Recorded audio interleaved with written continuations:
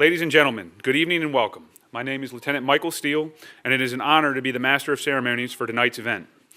Would everyone please stand for the presentation of colors by the Frederick County Fire and Rescue Honor Guard and remain standing for the Pledge of Allegiance.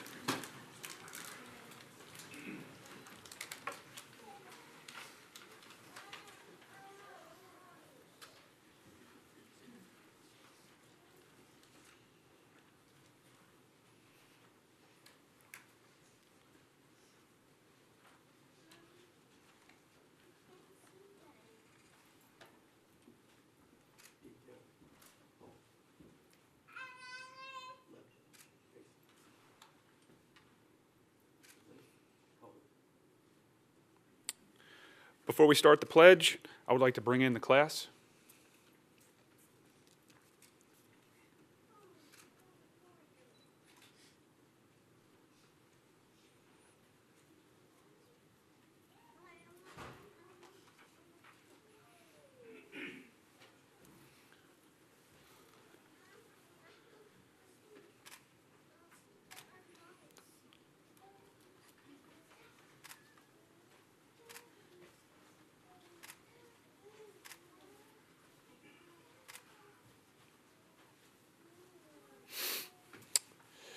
I pledge allegiance to the flag of the United States of America and to the republic for which it stands, one nation, under God, indivisible, with liberty and justice for all.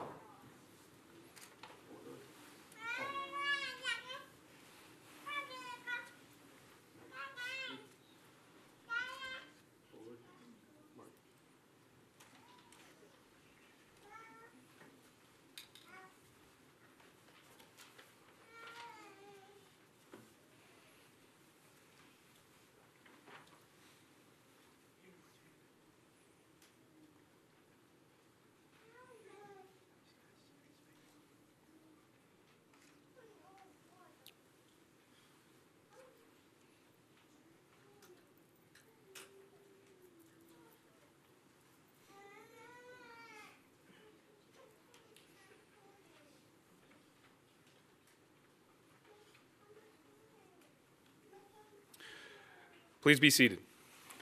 In case of an emergency, I would like to take a moment to point out the exits located on both sides of the building as well as directly behind you. Also, Frederick County's IIT video service will be taping tonight's ceremony live and will broadcast it on Frederick County Cable Channel 19 for future viewing. Please allow me to introduce our guests as well as thank them for their attendance and various levels of support they have given our organization. With us today, we have the Honorable Jan Gardner, the Frederick County Executive.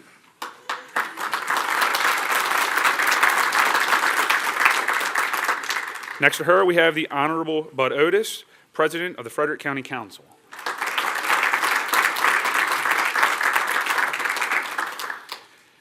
Next to him, we have Chief Thomas Owens, Chief of the Frederick County Division of Fire and Rescue Services.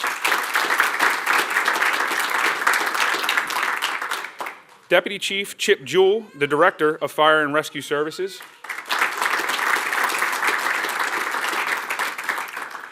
Dr. Jeff Fillmore, the Frederick County Medical Director.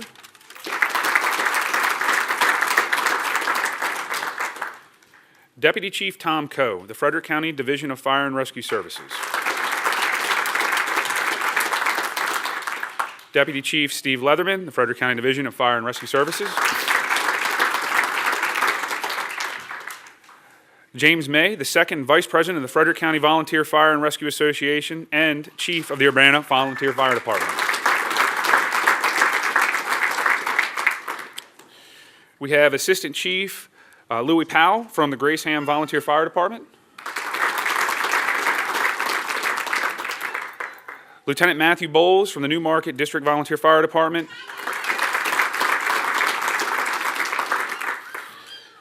Sarah Rogers of the Frederick County Memorial Hospital Clinical Educational Specialist.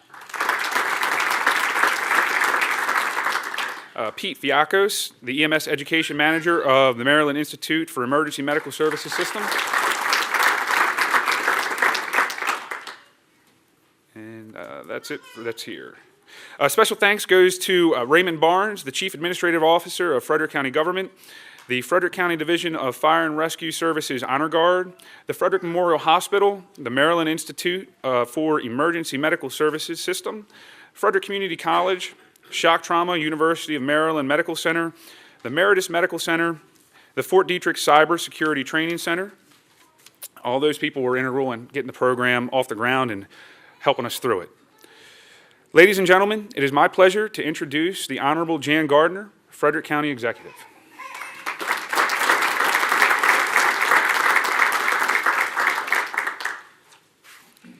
Good evening, everyone. It's very nice to be here with all of you this evening to welcome you and to congratulate Frederick County's newest paramedics. Tonight, we're here to celebrate your hard work, your dedication, and your accomplishment. The 8 men and women we are recognizing worked very hard, incredibly hard, over the past year to become paramedics. The requirements to move from emergency medical technician to the more advanced paramedic certification can actually be pretty intimidating. During the compressed paramedic class, students learned anatomy and physiology, and if you've ever studied anatomy and physiology, you know that's pretty tough in and of itself.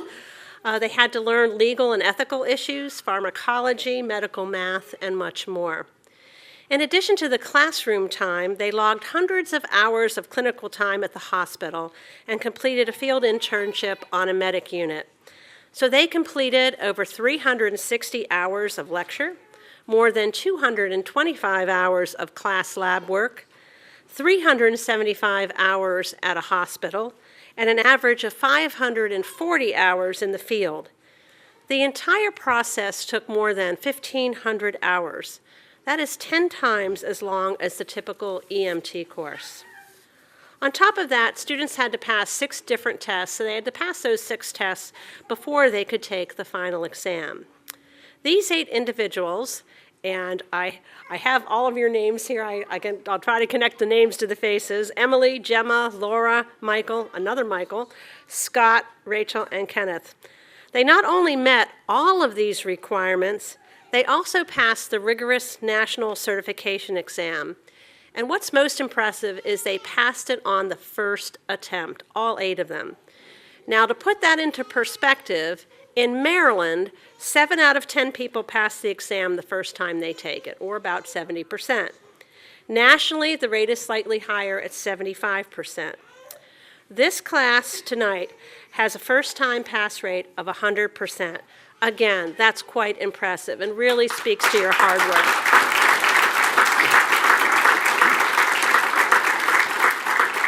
On top of that, the class average score was an impressive 87%. So congratulations to all of you for your high quality work and for all of your accomplishment. It's really very impressive. And for the dedication, hard work you've shown along the way. Now, being a paramedic is about more than test scores, passing rates, or even the number of hours you've logged. At the end of the day, it's all about helping people and serving people. In your new role, you will save lives through the advanced care that you've now been trained to perform. The higher level of service brings with it new responsibilities. You'll be asked to provide comfort and to deal with people, both patients, their families, their friends, who's ever with them when they call for an emergency. And they will be facing a crisis. It'll be a difficult day, maybe the worst day they ever have. When you are in the field, remember that the human side, the caring side of being a paramedic is as critically important as the medical side. I really can't stress enough the human side, that caring for people. You'll make a big difference to the people's lives you'll touch, and you make a big difference one person at a time. People will always remember how you made them feel. They'll remember how you treated them. They'll remember the service you provided to them. And we do hear as elected officials from citizens who talk about the experience they had, and they will talk most about how that experience made them feel when they were in that point of crisis and somebody came in and not only medically took care of them, but took over the situation, told them what to do, provide them with comfort and direction. So I really can't stress enough about how important the job is in terms of taking care of people. So always be respectful and kind. You'll meet all kinds of different people. We do have high expectations to treat everybody, no matter who they are or what their situation, with dignity and respect. So this is a job about serving people, and that's true whether you're serving as a career member of the Division of Fire and Rescue Services or you are giving your time as a volunteer to one of our many volunteer companies. You are clearly passionate and caring people. I want to thank you on behalf of the citizens of Frederick County. I really also want to thank your instructor, Lieutenant Michael Steele, and your program director, Kathleen Harn, for the great job they've done with this class, and for everyone else who's been involved. This is an admirable profession, and I'm grateful that you've chose to do this work in Frederick County. So thank you and congratulations.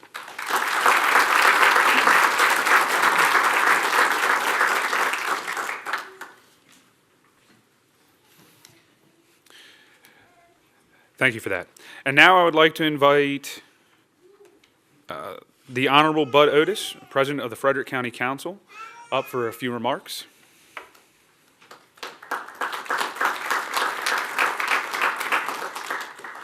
I consider it an honor to be here to celebrate this moment with you. It's a privilege. I want to tell you a short story.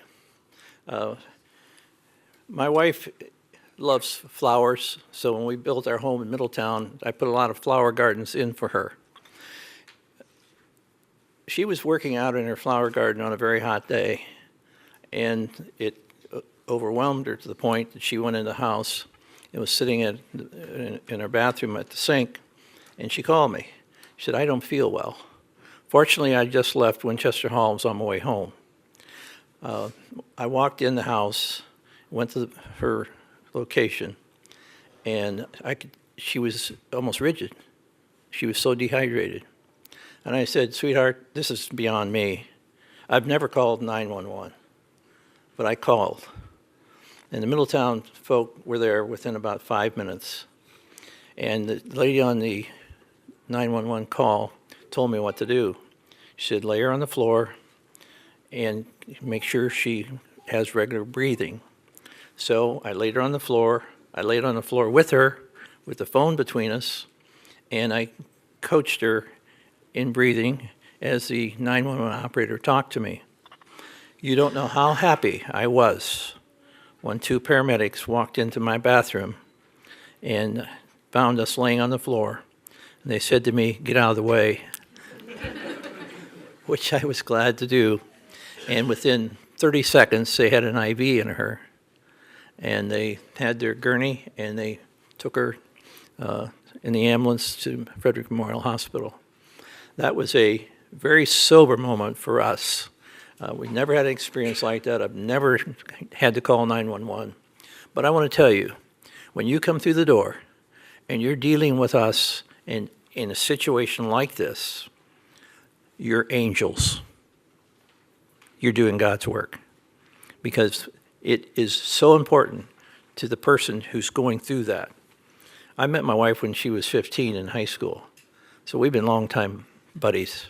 And I've never seen her go through something like that. And it was tough to watch and be a part of. And I followed the ambulance to the hospital. It took her 3 days to get recover from that. But I salute my fire department. They're mine. You know, we have a county executive. We share this responsibility because I help with the funding. And I never vote no on anything that guy wants because I know how important it is. And I want you to understand how important it was to me. You know, you're part of our family. And to see you come through the door, that's how we feel on the other end. You're so happy to see you arrive and take over and run the situation for us. And I commend you. You've worked hard. This is a great night. When I graduated from university, I wanted to throw my cap in the air, but I had my wife stand up and I gave her my diploma. I said, "We shared this because we worked it together." So God bless you. I'm proud of you. You've worked hard. You deserve everything. And we just are privileged to have a little part here tonight to be with you. But thank you so much for doing what you're going to do.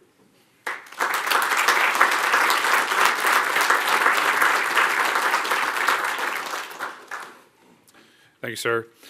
And now I would like to invite Chief Tom Owens to the podium for his opening remarks.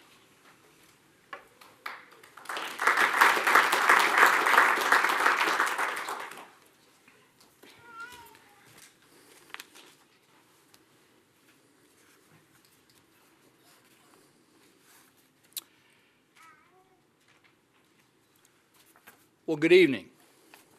I certainly join with the county executive and the president of our county council in also expressing my thanks and commendation to the class for just a tremendous body of work and the accomplishment that you have made here in getting through, which is an extremely arduous and challenging process.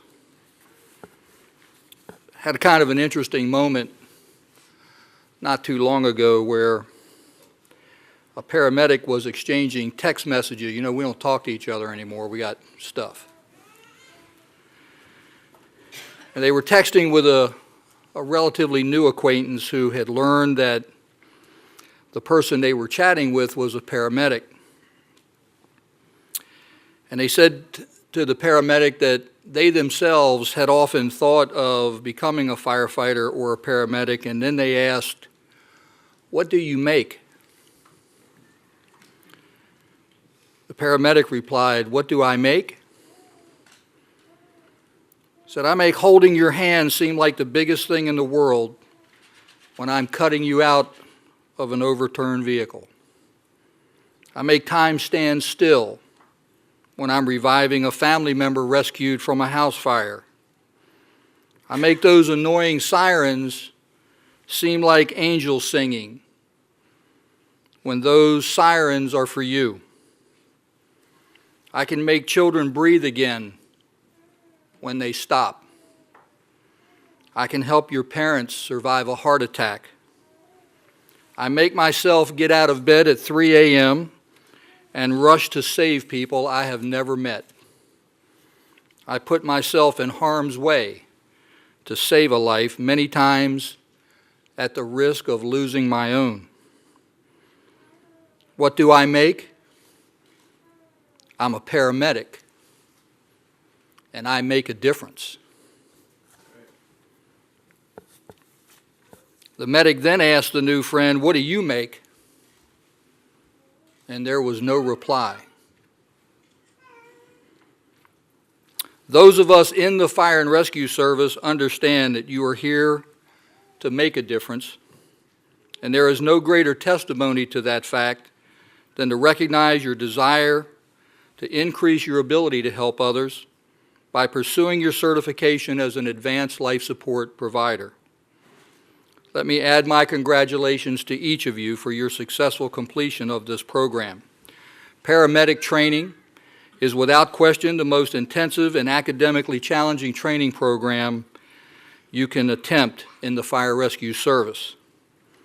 This advanced training requires over a year's commitment to study and practice of complex medical knowledge, skills, and advanced medical treatment protocols and procedures.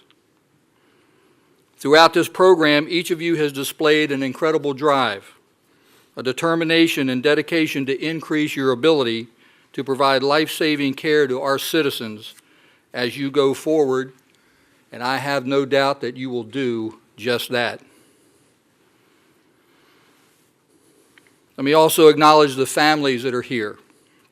The families of our new paramedics are equally challenging to you. This training program takes a tremendous commitment of time and energy to complete, and much like that of the initial recruit firefighter training, it takes full support of the family to help their student be successful. We know this intense training adds to the family stress. Your patience and support has been critical to your loved one's ability to remain focused throughout this program. And students, please join me in extending our thanks to your family members for the support that they have provided.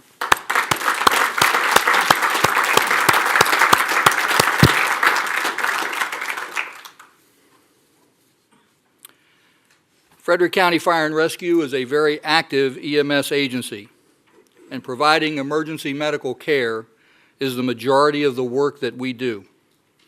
The demand for emergency medical services will continue to increase as our population continues to grow and as our baby boomers continue to age. Your upgrade to paramedic will increase our ability to expand our advanced life support program to meet our growing demand. This business is not work that just anyone can do.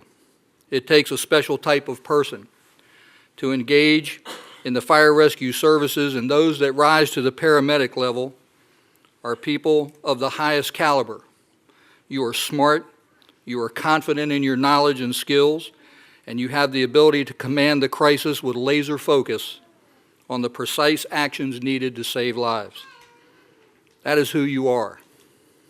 That is what you do. And when someone asks you, that is the difference that you make. My thanks to each of you for your hard work, your dedication, and your commitment. You have made the making of our community a better place, and you will continue to make a difference in our community as you go forward to do your work. Let me close by thanking Captain Kathleen Harn for her leadership of this training program, Lieutenant Steele for his command of the class and his expert instruction, and I know Michael to be quite the taskmaster, as you all now know him to be as well. And all the instructors, many of which are here tonight, that have toiled right alongside your loved ones, our students, in guiding them through this arduous and very complex web of knowledge that they must master in order to demonstrate a level of proficiency where we place the trust of our community in their hands. So thanks to all of our instructors, and just as a side note, our paramedic training program has been going through national accreditation.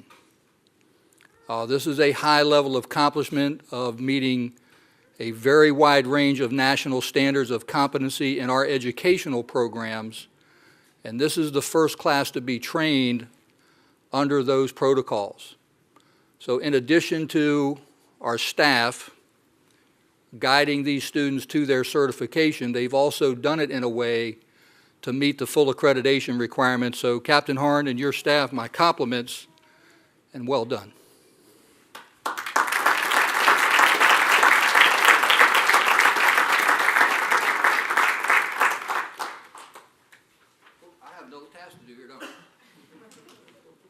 We try not to change horses too many times, so I get to introduce our keynote speaker, which is certainly a pleasure.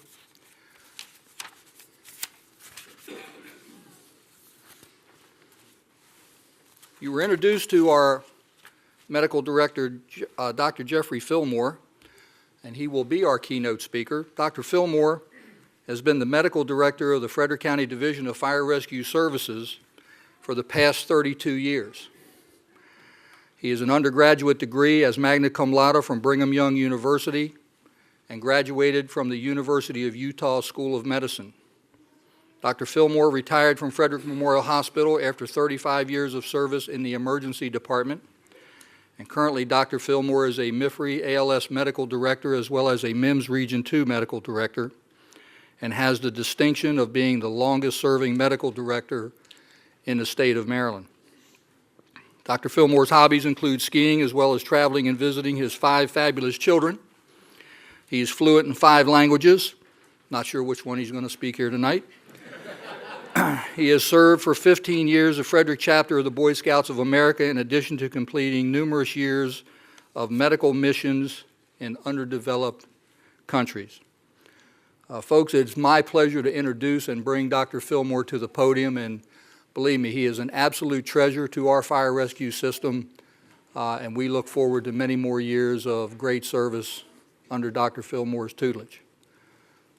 Come on up here, Dr. Fillmore. Stand there.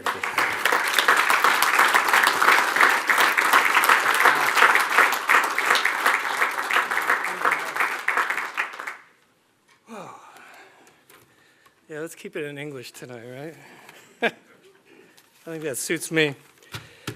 I'm going to get out my phone here and use the stopwatch so I can keep this under 40 minutes. I promise Kathleen we'd keep it to a certain time. It's not 40, don't worry. A lot of things we can talk about tonight. I thought it might be useful talking to new paramedics and families who, till now, really haven't had any affiliation or knowledge of how EMS works in Frederick County, to talk about some things I think are important, but also to talk about a little bit about the history of our program here. I thought first off, let's just ask ourselves a little question here, and I think it's worth asking, and I think it's worth repeating over the years a few times. What makes a good paramedic? What makes a good paramedic? And I think it depends kind of on who you ask. If you ask a patient, it's probably somebody who's kind, they're competent, painless, that's always nice. They know what I need or what my family needs. They're discreet, they're honest, they're trustworthy, they're in my house. If you ask a doctor, I can tell you what a doctor would say. And not just because I know as a doctor, but I hear doctors talking about paramedics, right? A good paramedic has skills. He has really good skills. He knows his protocols. He knows his options. It's nice when he's seen it all before. And, you know, you'll come to a point where that'll be true. You'll have seen it all. He's calm. He gives articulate reports. He's not cocky. He's a team guy. He's a good mentor. He's a good role model for the younger EMS providers and for the people around him. One thing, he doesn't make things worse. And we kind of take that for granted, but believe me, there's a lot of ways things can go worse. We all are aware of those, but the good paramedics knows how not to do that. I think if you ask a nurse, and we have a couple nurses here tonight, but I won't ask you to speak, don't worry. I think they'd say a good paramedic, with their nursing county, he's helpful. He's sociable, he's polite, he's a good team player. He's competent. And of course, there's lots of things all these people would say that I'm not aware. I'm not sure exactly what the chief would say, but he'd probably agree with all these things. He'd probably also say, I don't hear about them. Because in a lot of, with as busy as somebody like our chief is, no news is always good news. A well-oiled machine, you don't hear any squeaks. There's no problems. It just runs, and it runs like a good machine. County government, what would they say? They're brave, they're competent. Sure, they're all that. They work hard, they're affordable. They're aware at all times that my constituents are watching them, and they are. And they know you're part of county government. They're careful. What does the taxpayer say? Efficient?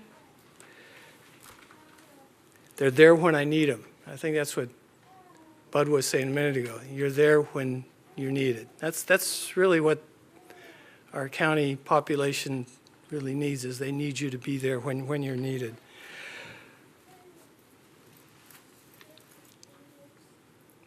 I think also they'd say you're a good role model. Don't ever underestimate your value as a role model to the community, because you are just that. And you also respect my privacy and my property. What do your parents think a good paramedic is? Brave, smart, all those good things. They look up to you. That's one thing I learned real early when I was riding with the fire department in Los Angeles. Little kids love paramedics. I mean, you get it every day, right? You're out there and you're driving around and little kids are waving to you. They love you guys. They think you have the neatest job in the world, and I think you do. I've often told the doctors I work with that people say we save lives in the emergency room, but a lot of the lives, maybe more of them, are actually saved before the patient gets to the emergency room. It's true. It's really true. So what would the medical director say makes a good paramedic? Just all of the above. I know it's not much to live up to, is it?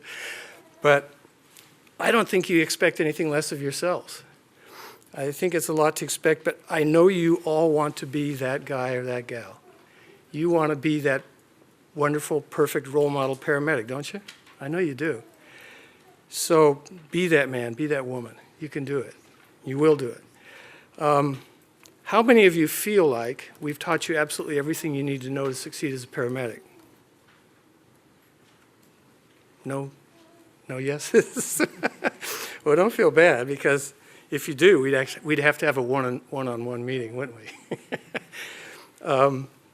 What have we taught you? I think we've taught you a lot of things, but my philosophy about education in general is a good education teaches you how to teach yourself. You've got the basis, you know the basics of all those things that have been talked about: anatomy, physiology, diseases, how to treat them. And then you build on that. And hopefully we've given you the tools for learning what you're going to need to know for the next 20, 30 years. One of our former, I'm not sure exactly what his title was at the time. I guess he was the EMS battalion chief. He used to say, "The guy who scares me is the guy who doesn't know what he doesn't know." Nobody knows it all, so don't worry that you don't, but you just try every day to learn a little bit more and get a little bit better. So how do we take it from here? I'd like to come back to that in a few minutes. What I'd like to do is talk about for a minute about the history of our program, because some of us, and after listening to Chief Owens, I realized that some of those numbers he was throwing out there, I was probably in the ER before some of you were born, so it goes back a ways. But Frederick County Advanced Life Support began back in 1983. I wasn't there that year, but I was there the next year. Things were different back then. Number one, we were all volunteers. The medical director was a volunteer for the program. We didn't have any paid paramedics. We couldn't have gotten the program going if we hadn't had volunteers to do it. We owe them a lot. We had people, all the people that worked in our program had 40-hour-a-week jobs. They were busy people, but they all found a way to work 6, 8, 12, 18 hours a week to run our paramedic program. You know, we had people working in the CIA that were working for us. We had engineers working for us. Sure, we had a lot of people that worked as paramedics or firefighters in other jurisdictions, but they were all busy people. But they wanted to be paramedics, and they didn't care if they got paid or not. I'm not saying that's a bad thing, but that's just the way it was back then. We had one vehicle.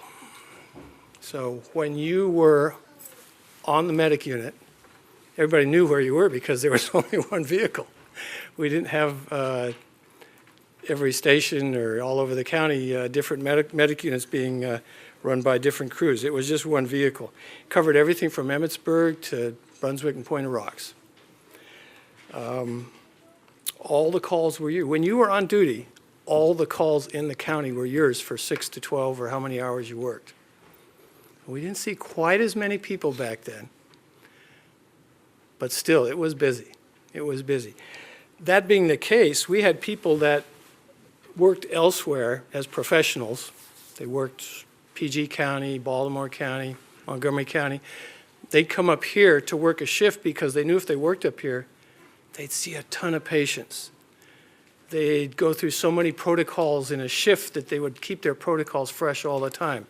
They would do so many procedures, intubating people, IVs and all that sort of stuff on every shift that they knew they could keep their skills up like nowhere else. They knew that they would see only ALS patients because we didn't handle all the basic life support patients. So it was kind of a treat for a lot of people to work up here, as busy as it was. So if you want to know the names of those people, if you're ever over on Montague Lane, and I'm sure many of you will be if you haven't been already, you notice in the hall there's plaques on the walls. Let me just mention some of the names. Brashears, Himes, Dronberg, Rogers, Roberson, Danner, Schenkel, Fyock, Sutton, Shook. And those are just the people that are on the wall plaques because they went to state competitions and won. Frederick County used to win state competitions year after year. I think that's why we don't have them anymore. But we used to win those competitions regularly. All those people are probably 55, 60 years old now. So you probably don't know any of them. Maybe you just know, maybe you've heard a few of the names. Later on, up through 1997, we're still working all volunteers. And we started putting plaques up on the walls for people that put in lots of hours. And the plaques on the walls over there in Montague, you don't get on there unless you put in 500 hours a year. Now, bear in mind, 2,000 hours a year is what? It's a full-time job, right? 50 weeks, 40 hours a week. So I'll just mention a few of the people that had 1,000-hour years. Gordon, Vasallo, Kyle, Myers, Cahill, Lowry, Carney, Akers, O'Brien, Kraus. A lot of those had 1,500-hour-a-year records with us. I think it's pretty amazing. It's just kind of blows my mind to think about how much time people put in. In 1995, we had 24 volunteers with 500 plus hours.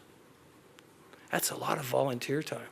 The county loved it because they didn't have to pay salaries. So, I mean, let's be real, right? I mean, that was a great thing.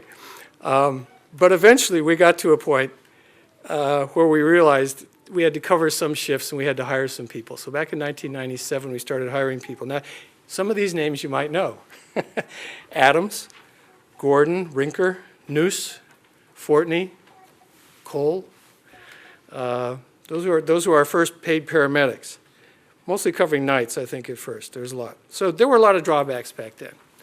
I mean, the big one, as I guess you keep hearing, is there's no pay, right? So if you're somebody who's got to support a family or you need a job, it wasn't the perfect thing for you. We get that. There were fewer protocols. There's lots more protocols in the paramedic book now, so there's lots more things you can do. And we have, just with technology doing what it does year by year, there's a lot more gadgets, a lot more things to play with in a sense. Our organization back then was kind of skeletal as well. We had an ALS coordinator, but that was it. That was all there was organization-wise. We didn't have a QA program, QI. So, I mean, there's just lots of things we didn't have. And, of course, there was still just one vehicle for a long time. Being younger back then, I used to ride quite a bit more. And it was kind of a rush to pick up a patient in Thurmont or get called up to Thurmont on a call. We'd have, a lot of times there'd be 2 or 3 paramedics in the vehicle, and we'd have several sets of equipment. So we'd go up to Thurmont, pick up a patient, and then we'd get a call. We had to run down to the opposite end of the county. So we'd drop one person off with a set of equipment. They'd ride in with the ambulance, and we'd race down to the other end of the county. And then when you're done there, maybe you had a break, maybe you went someplace else. It was pretty busy. I remember I was out once we had a couple RNs that worked full-time at Frederick Memorial that worked as paramedics, and one was in the ICU and one was in the ER, and I remember riding with them a few times, and one time we had so much snow that one of them drove the car off the road into the snow. So I didn't usually drive. I had to get behind the wheel and show them my winter skills, and get the car out. We could go on with war stories all night, but I got my 40-minute limit here, so I'll keep it to a minimum here. As romantic as all that sounds, there's lots of things that are much better now. You don't have to cover the whole county. You usually get a break eventually between calls. I know there's stations where seems like it's not the case, but it's a lot better than it was. You get paid with benefits. You have role model supervisors who can back you up and can teach you. And don't underestimate the value of that. It's wonderful having people with experience in the county that can model their skills and show you how to do it and stand behind you and say, now do this, now do that. There's a lot of other paramedics to work with who just have lots of years of experience. Supervisors or not. We're organized to deliver you continuing education on a regular basis. We didn't used to be able to do that. We taught courses to get people up and going as paramedics, but we just didn't have staff to do that. We have a QA/QI program to give you regular feedback and to give you pointers on how to do things better. And we look at this as a very positive thing. We think that being able to do that should be and is a very positive experience, both from our end and should be from yours. So let's come back to that question. How do we get to that model paramedic and stay that way? A fellow named Dieter Uchtdorf, who's a Lufthansa senior pilot and probably looks at the stars a lot out of his cockpit, once said that, he said, tell a man there are trillions of stars in the universe and he'll believe you. But tell him there's wet paint on the wall and he'll have to go check it with his finger. Hey, I do that. We all do that. So I hope you don't have to feel like you have to touch the paint all the time to see if what we're telling you is true. But here's my suggestions for being that paramedic that everybody hopes that you will be, and I'm sure you will. Number one, love what you do. Love it. Keep the passion that you have now. I know you're all starting out with a lot of passion. Don't lose it. It's a wonderful thing. When you don't have that anymore, let us know. That's why I'm not in the ER anymore. We know what burnout is, and we can make adjustments, but keep that passion. Love what you do. Next thing, put the patient first, always. Patient first. And there's a lot of ways we could say that. We could say, love your fellow man. We could say, treat him like family. We could just say, do the right thing. But I'll guarantee you, when you do that, things don't always go perfect. But when you do what's right, we can talk about it, and things turn out well in the end. Next, study. Always. You're in medical science. It's complicated. It's deep. There's a lot of things to know. The protocols change. There's always new things. But it's what we have to do. We have to study. We have to stay on top of things. Take advantage of your downtime. Create a routine. Study with your coworkers. I was kind of exchanging texts with my son the other day, my last one that's still in school. And in the course of texting, he just mentioned he was in the library, and I go, yes. He gets it. He understands. You got to put in the time. And in medicine, that means you continue to put in the time. It's kind of a lifetime job. It's staying on top of your game. Next thing, don't be too proud to ask for help. It's not a weakness to need help. In fact, it gets you respect when you're able to do that, especially when you're new. Going it alone doesn't make anybody a hero. When you know enough to know, I could be in over my head here, or I could use another set of hands, or maybe just another brain. And you radio in and say, I need maybe the supervisor to join me on this one, or could you send a second paramedic? That's a good thing, not a bad thing. You never get into trouble doing that. Not with me, not with your battalion chief. Next, be confident, but realize what you don't know. Doctors know this. Nobody knows everything. In fact, the old joke, it's kind of a joke, used to be when we'd admit somebody to orthopedics, and orthopedic guys are great at taking care of fractures, setting bones, all that sort of stuff, but they'd get consults. They'd say, this guy needs a doctor. Or a real doctor, sometimes they'd say. Well, sometimes you need a second doctor, sometimes you need a second paramedic, sometimes you need another opinion. So realize what you don't know, but be confident. You've studied, you've passed your test, you know what you need to know to get started here. You've got good skills, so be confident. But just, again, don't be afraid to get some help if you need to. Next thing is be a role model, even now. There are always younger or lower level providers that are watching you. It's true. There's somebody down there that's, maybe he's a new EMT, or maybe he's been an EMT for a while, but he's wondering about, maybe I should get into ALS. Maybe advanced life support is something I could handle. They're watching you. They are interested in what you're doing and how you got to where you are. Next is ask questions. Ask me, ask your supervisors, ask in the ER, and I'll tell you, the people in the ER will bond with you quickly if you ask questions. Everybody in medicine respects another person that knows they don't know it all and they need to learn more. And when you ask question, that tells them you're still trying to learn. There's things I don't know. I want to learn more things about what I do.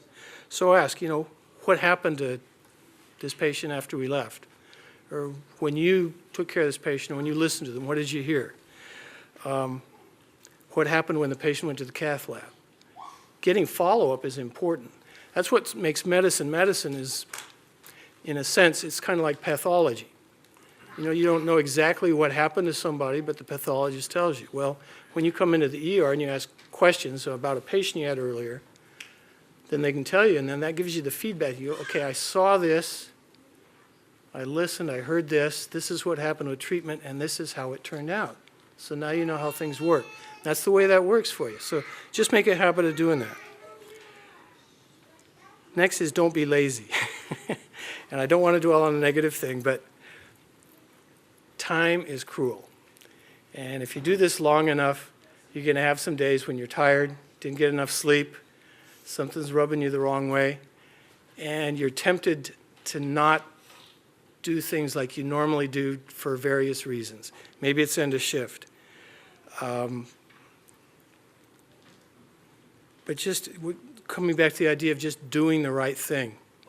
Just always think about what should I do if I really care for this patient. Next is, and I don't want to go all biblical on you, but live the golden rule. If you don't want people talking about you behind your back, you don't do that to others. And I'll tell you, it's one of the things that kind of gives me a feeling like, where did we go wrong sometimes? Sometimes I feel like a fly on the wall in a little old ladies' tea party where they're talking about the other little old ladies that aren't there and gossiping about them. It happens at EMS. And you've probably heard it. I hope that you've been uncomfortable around it. It's kind of the poison of EMS and the fire service. I find that one thing to do is ask questions like, who told you that? Well, how in the world does he know? And usually that kind of quiets things down. And we all know about HIPAA. You don't talk about people you didn't take care of, and you don't talk about those people unless you are talking with somebody who is also in on the call or they're your supervisor. It's the rules. So it's one place in medicine where, of course, sticking by the rules is a good thing. Last thing I'll say about this is get in the habit of self-reporting. Everybody's going to have a little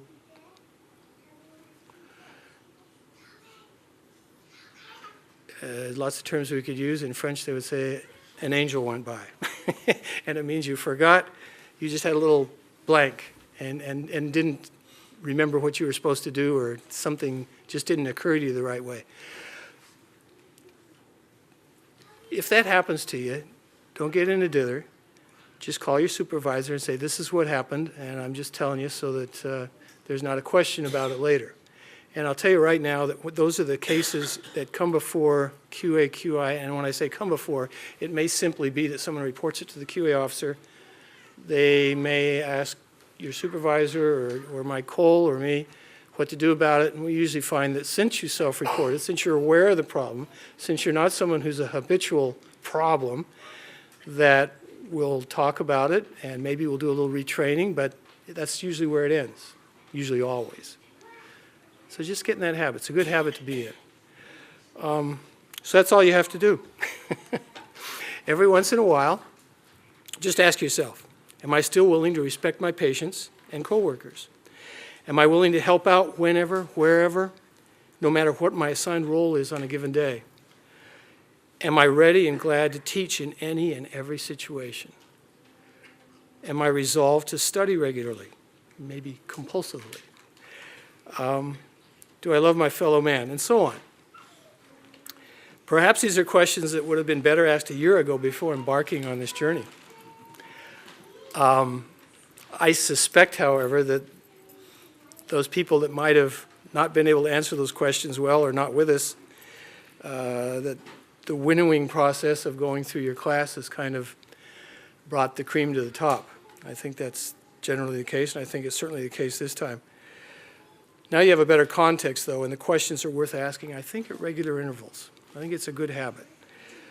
I've seen you in class, and I've seen you in scenarios, and I have real confidence in you. A couple of weeks ago, I was part of a conference phone call, and I heard a couple of you talking about being assertive in amassing lots of patient encounters in the ER and other settings, as well as also using all your available time to study between runs on the ambulance. And I won't kid you, I was thrilled. I was thrilled to hear our very own students articulately express such attitudes. Just like with my son, I thought, they get it. These guys get it. And that's all we ask. So I congratulate you. God bless you all. Keep up your good work. And we look forward to working with you. Go get them. Thanks.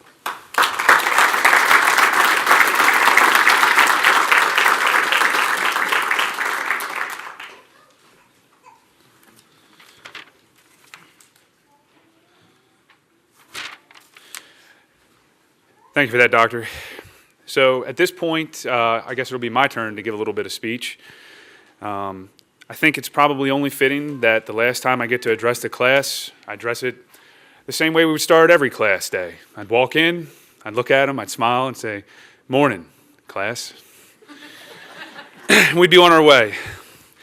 In the fall of 2016, the Frederick County Advanced Life Support Educational Program began accepting applications for an EMT to paramedic program. The program was limited to 12 seats that were competitively assigned, meaning the program would only be offered to the top 12 candidates and not everyone could be seated. On November 14th of 2016, the program started with 6 career members and 6 volunteer members. 2 months of online coursework that covered what many would call the prerequisites of paramedicine is how the class started. During this phase, the coursework could be described as intense, as becoming a paramedic is much more founded in medicine than it has ever been in history. Without a doubt, this was a wake-up call for everyone that this was not going to be an easy process. The didactic portion of the program began January 3rd of 2017. From this point forward, we met every Tuesday, Thursday, and Friday for class. This was not like your ordinary college-level class. Class started at 0800 hours and ran until 1600 hours, with about 30-minute break for lunch. Every class started the same way, with a graded morning assessment. This gauged if the students had prepared for the material we were going to cover. I would venture to say this was probably everyone, including myself's, least favorite part of the class. Some days the students were able to spend the day either completely or at least partially in a lab setting. But more often than not, they were lucky enough to listen to me ramble for 8 consecutive hours. I was able to bring a whole new meaning to death by PowerPoint, occasionally covering more than 400 slides.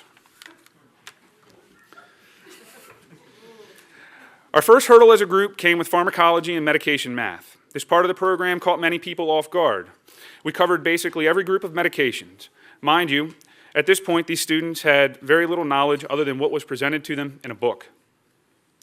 We also covered all of your basic math, such as fractions, decimals, and long division. Sounds pretty simple, right? The class had one rule, as if there wasn't enough things to make this program difficult, no matter how complex the problem, no calculators. The ALS educational program focuses on developing paramedics who can function in a high-stress environment with the worst conditions possible. Although this was a struggle for many, everyone here was able to overcome the challenge presented to them. After this, the class was able to breathe a little easier as we entered our airway module. This module focuses on a patient's airway and how we as paramedics can maintain it. The class did a phenomenal job during this portion of the program, and as a collective group, had very little problem. Little did they know. On March 14th of 2017, we entered the cardiology portion of the program. And as Captain Harn can attest, cardiology is my thing. I had very little worries for the class as we entered this. This would prove to be the most challenging topic of the course for the students. I am positive that without the support of our adjunct instructors and the dedication of the students on both a group and individual basis, we wouldn't be graduating anyone here tonight. There was countless hours spent on EKGs.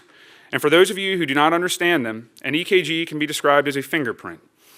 Every EKG is different, and everyone has their own normal. There are some patterns we understand, and then there's everything else. From this module, a few terms were coined in the class. When you hear hoofbeats, think horses, not zebras. And there's always a unicorn. Summed up, go with what you know, and there's always an exception to the rule.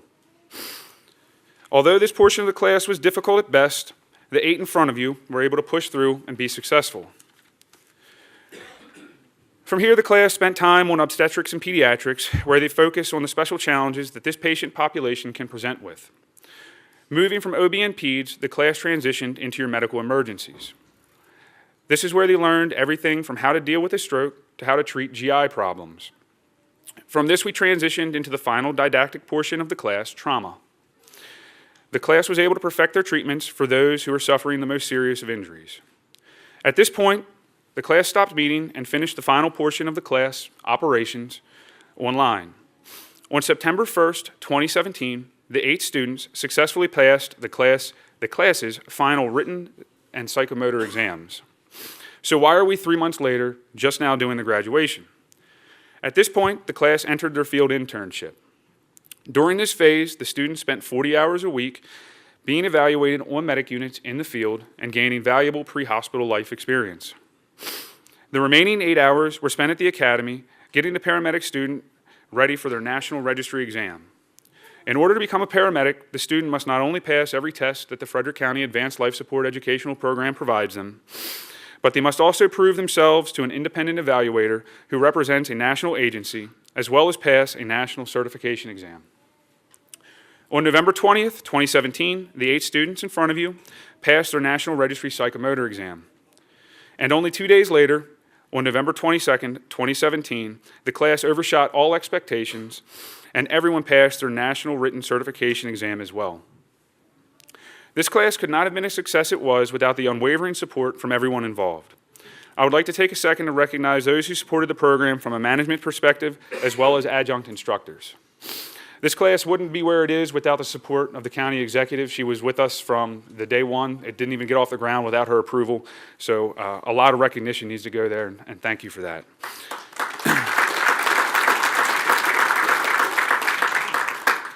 Of course, Chief Tom Owens, Deputy Chief of Operations Tom Coe, Battalion Chief Dan Healy, Battalion Chief David Barnes, Dr. Jeff Fillmore, Captain Kathleen Harn, Captain John Newman, Lieutenant Ann Jonikin, Lieutenant Robert McKay, Lieutenant David Coe, Firefighter Paramedic Margaret Novacek, Firefighter Paramedic Adam Miller, Firefighter Paramedic Chris Dunn, and Firefighter Paramedic Joshua Dishart, and the countless others who supported this program in many other facets. In closing, I would like to go all the way back to the first day. I told the students in this program the most important thing they would ever hear. I am your instructor, and if you think that I will teach you everything you need to know in order to pass, you are wrong. The only way you will be successful in this program is if you put forth the effort on your own, you read, you study, and you be prepared for class. 1 year later, I am proud to stand in front of you and present the 2016 to 2017 EMT to paramedic class graduates.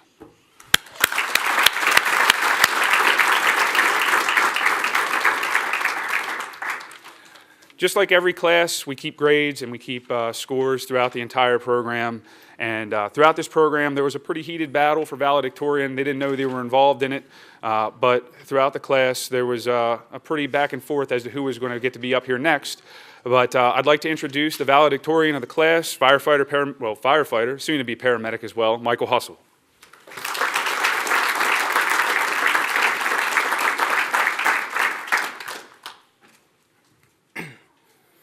All of us graduating tonight have a lot of people to thank. First of all, our instructor, Lieutenant Steele. You got us through a daunting and arduous course. All of us had rough points. All of us had rough days and daily gut checks. Without your daily motivation, your cheerful greeting each morning, and your all-around jovial, positive, and uplifting nature, none of us would be here now. You taught us from a wealth of knowledge and experience. You taught us to be aggressive and precise as providers, and we thank you for that. Second of all, Captain Harn, who organized this effort and navigated the labyrinthian documentation and bureaucracy to achieve our accreditation, and also making sure we got our hours, our clinical times, and acting as the go-between for students in multiple points of contact. Thank you for that headache. Thank you to Margaret and Miller and all of our preceptors, both in DFRS and at hospitals. Without you guys giving your time and effort with no real benefit to yourselves, we would not have succeeded.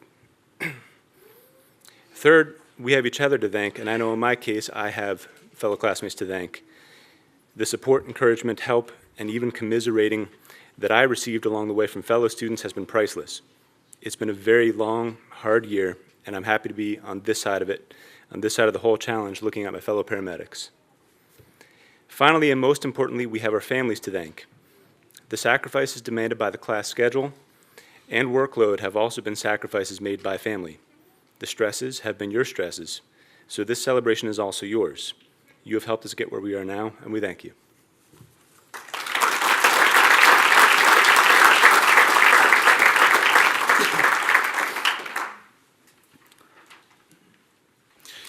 At this time, we will have the presentation of the Paramedic Class Certificates of Graduation. ALS Program Director Captain Harn, prepare the class for presentation.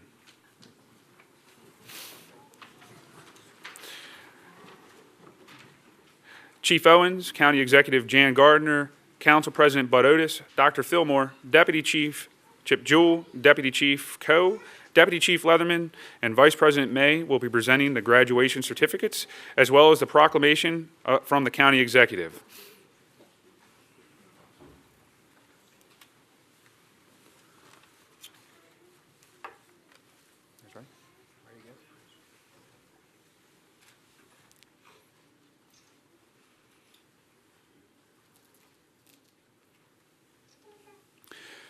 Emily Austell, United Fire and Steam Engine Company 3.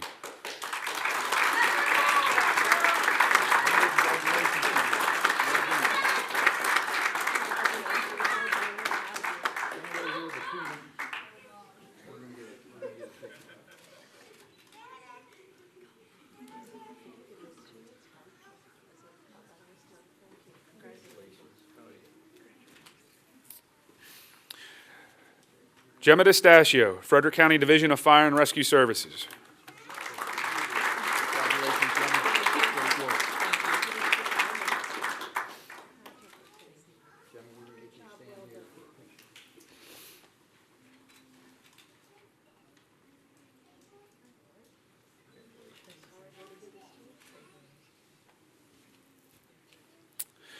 Laura Gosby, Graceham Volunteer Fire Company 18.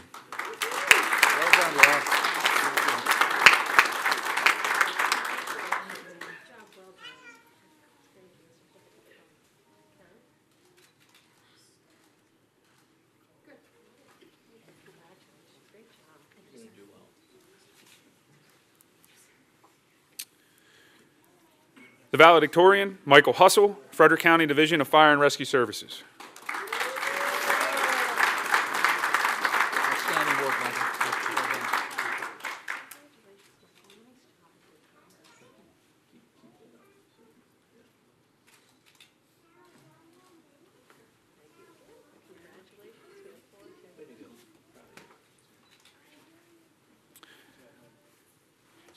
Michael Johnson, Frederick County Division of Fire and Rescue Services.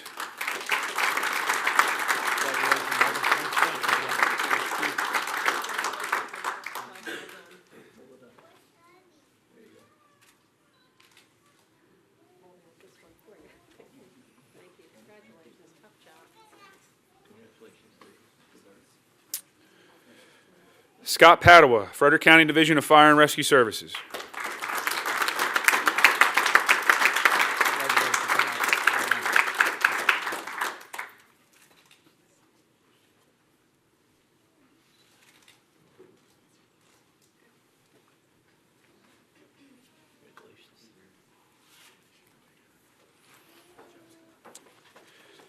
Rachel Rosebrock, Newmarket District Volunteer Fire Department.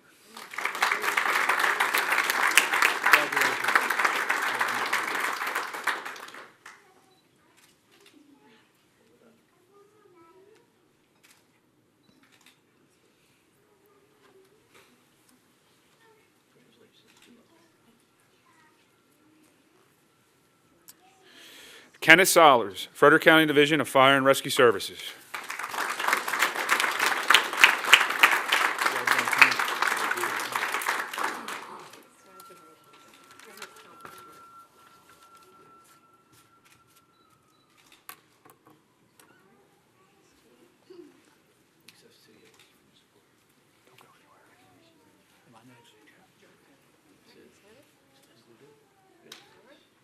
Give them all a round of applause.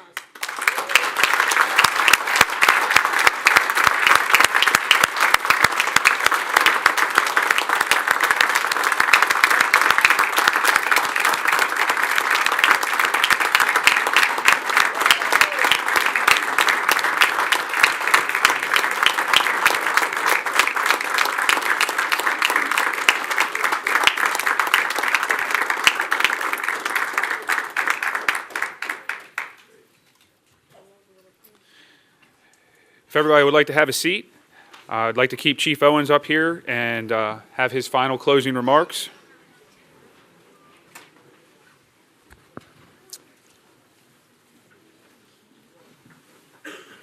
So why do we do this? This ceremony for graduation. And it really is a lot about the nature of our business. That these milestones, the effort that's made, are worthy of our organization, our students, our family members pausing, spending a few hours in the evening to recognize what has been a tremendous body of work and a great accomplishment, not only for these individuals, our new paramedics, but certainly the uplifting of our service to our community. Anytime we do these graduations, I always end with a very similar message. And it is important for everyone here, particularly our new paramedics, to understand that we are about to put you in the hands of our community.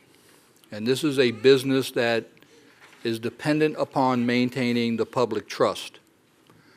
Stop and think about the work that we do. I tell people all the time that the business we operate is a monopoly. There is no competition for fire and rescue services in Frederick, Maryland. When one of our citizens calls 911, they don't get choices. They get the fire and rescue service that Frederick County sends to their aid. And as you move into your advanced life support role, they're going to get you. And think about that for a minute. That is an awesome level of trust that we place in your hands. And I don't say that in a way to intimidate you. I say it simply to understand what you hold in this community. Because you are that lifeline that they are reaching out to.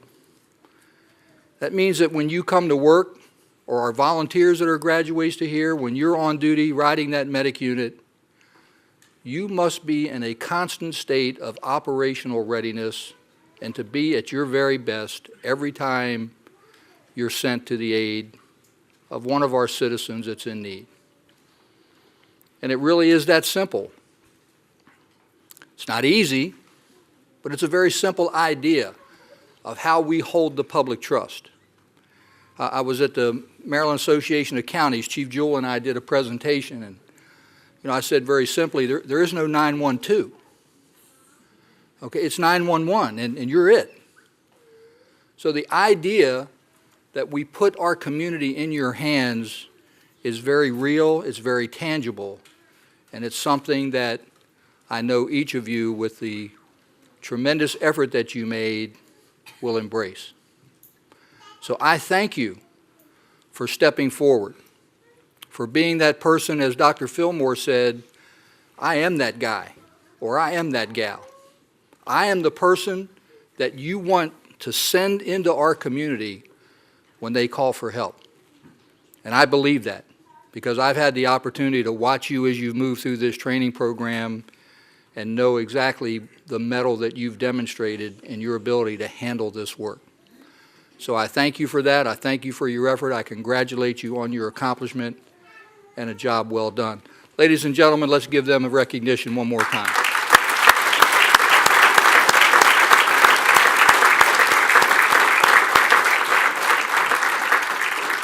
With that, we'll close the ceremony for tonight. Let me again thank the family members that are gathered here, the friends. Again, this is as much an accomplishment for you as your valedictorians mentioned.